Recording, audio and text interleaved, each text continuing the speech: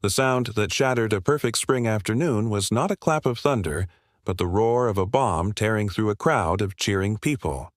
It was April 15th, 2013, Patriots' Day in Boston, and the finish line of the city's most iconic race had just become a war zone. Smoke billowed, screams replaced cheers, and the pavement was slick with blood and shrapnel. In an instant, a celebration of human endurance was transformed into a scene of pure terror, the opening act of a 5-day manhunt that would grip a nation, expose the chilling face of modern extremism, and forever scar a city known for its resilient heart. Our story begins not with the perpetrators, but with the victims, whose lives were irrevocably altered or brutally ended. Among them was Crystal Campbell, a 29-year-old from Medford, Massachusetts, with a radiant smile and a personality as big as her Boston accent. She was a restaurant manager, beloved by her staff and regulars, who had gone to the marathon with her best friend to enjoy the sunshine and the spectacle. Then there was Lingzi Liu, a 23-year-old graduate student from China, full of ambition and a love for mathematics and economics, her whole future a bright, unwritten page. And Martin Richard, just 8 years old, a bright-eyed boy who had recently made a sign at school that read, "No more hurting people. Peace." He was there with his family, his father Bill, mother Denise, and sister Jane. The Richard family embodied the spirit of the day, a portrait of innocence and community. These were not faceless statistics. They were vibrant, loved individuals, their stories converging in a single, tragic geography. The investigation launched with a furious, desperate energy. The crime scene was a forensic nightmare, a chaotic tapestry of backpacks, discarded clothing, and blood. But within the horror, clues began to emerge. Agents from the FBI's bomb data center sifted through countless hours of footage from surveillance cameras, media outlets, and spectators' phones. Their eyes scanned the crowd, frame by frame, person by person, looking for the anomaly, the telltale flicker of malice in a sea of joy. And then they saw them. 2 young men wearing baseball caps and carrying heavy backpacks, moving with a chilling nonchalance through the throng of spectators. They didn't run, they didn't celebrate. They simply melted away into the crowd, their deadly work done. These were the Tsarnaev brothers, Tamerlan, 26, and Dzhokhar, 19. To understand them is to delve into a story of fractured identity and festering rage. The Tsarnaev family were Chechen refugees who had sought asylum in the United States, settling in Cambridge, Massachusetts, a world away from the war-torn regions of the Caucasus. Tamerlan, the elder, was a boxer with Olympic dreams, a brooding, intense young man who felt increasingly alienated in his new country. He was a figure who believed he was destined for greatness, but found only a dead-end job and a growing resentment for the American life that seemed to reject him. His YouTube channel became a curated gallery of extremist propaganda, a window into a radicalizing mind. Dzhokhar, by contrast, was the all-American kid. He was a naturalized U.S. citizen, a popular wrestler in high school, described by friends as laid-back and kind. He received a scholarship and enrolled at the University of Massachusetts, Dartmouth. To his classmates, he was just Dzhokhar, a kid who liked to smoke pot and talk about girls. This duality made him the most terrifying kind of monster, the one who lives unseen among us. On the night of April 18th, the FBI released photos and video of the 2 suspects, pleading for the public's help in identifying them. They were simply Suspect 1 and Suspect 2. The city held its breath.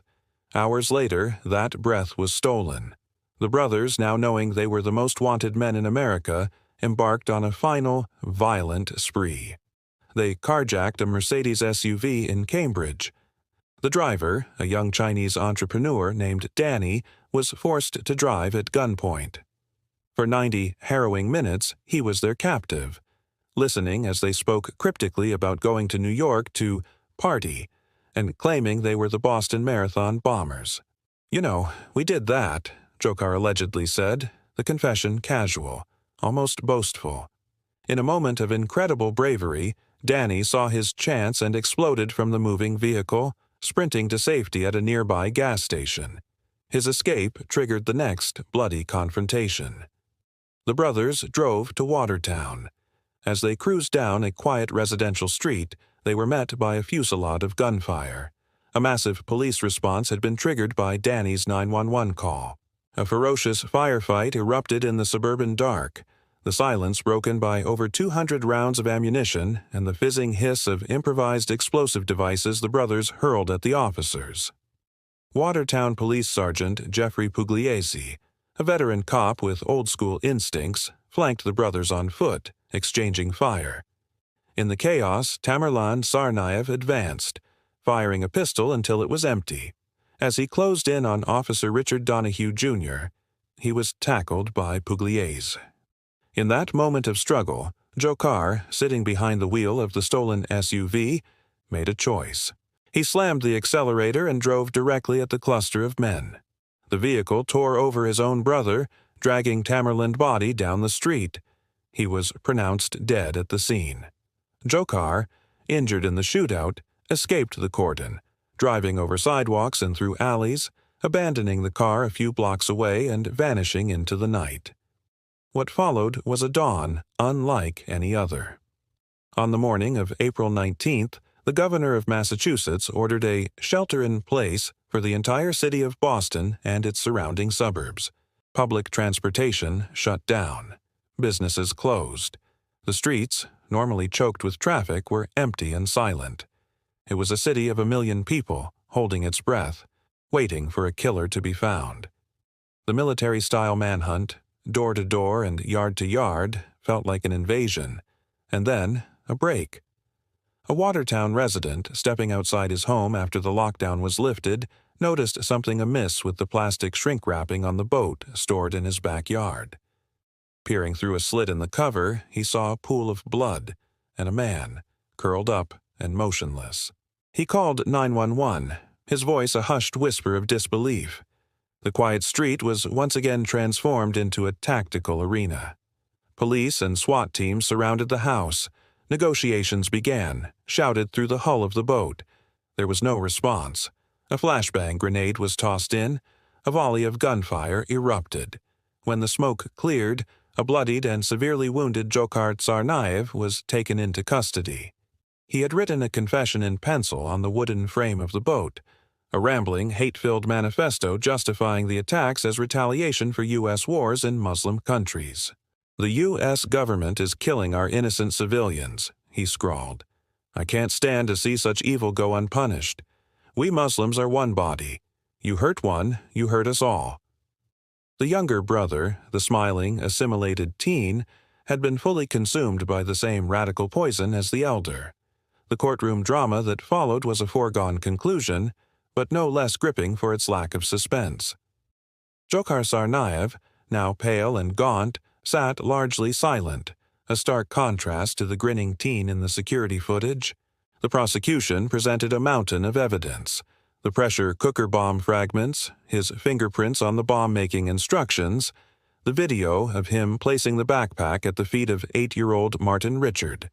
They played the boat's confession. They called a parade of witnesses whose lives were torn apart, survivors who lost limbs, parents who lost children, a city that lost its innocence. The defense did not try to claim he was innocent. Their entire case rested on a single, desperate argument: that Dzhokhar was a vulnerable teenager, radicalized and dominated by his older, domineering brother. He was, they claimed, a follower, not a leader. But the climax, the moment that sucked the air from the room, came not from a lawyer but from a survivor. Jennifer Kaufman, who lost a leg in the blast, took the stand and spoke directly to Tsarnaev. "You chose to be evil. My mother chose to be good," she said, her voice steady. "She chose to hold my hand, to comfort me, to tell me she loved me, while you and your brother were running away." Her words were a searing indictment of his ideology, a testament to the resilience he had failed to break. Then Bill Richard, Martin's father, delivered a victim impact statement that left the courtroom in tears. He spoke of the unbearable pain of losing his son, of seeing his daughter Jane lose a leg, and his wife Denise lose sight in one eye. He described the empty chair at their dinner table, the silence where a boy's laughter should be. He did not shout. He did not rage. His grief was a quiet, devastating force, more powerful than any anger. The jury saw the true cost of the defendant's actions, written on the face of a broken father. The turning point was not a piece of forensic evidence, but this raw, human confrontation between evil and enduring love. The jury rejected the defense's argument and unanimously sentenced Dzhokhar Tsarnaev to death. The story of the Boston Marathon bombing is more than a chronicle of terror. It is a tale of two brothers who chose hatred, a city that refused to be broken, and the fragile line between a normal life and a nightmare. It asks unsettling questions about the nature of radicalization and the monsters who can hide in plain sight. It is remembered in the strength of the survivors who learned to walk again, in the Boston Strong mantra that became a symbol of defiance, and in the memory of those who were stolen on a sunny Monday afternoon. The sound of the bombs has faded, but the echo remains, a permanent scar and a solemn warning. If stories like this keep you hooked, hit subscribe for more.